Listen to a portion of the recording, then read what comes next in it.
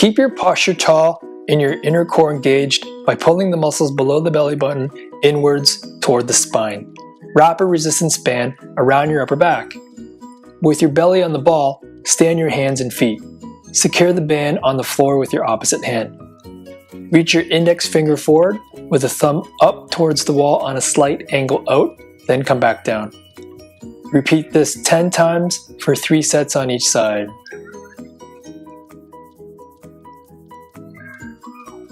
To progress the functional core strength, reach your index finger forward while extending your opposite leg and heel back at the same time. Keep the hips and pelvis level. Repeat this 10 times for 3 sets on each side. It's very important to retrain your core strength in conjunction with the rehab of your rotator cuff strain to have a more successful recovery.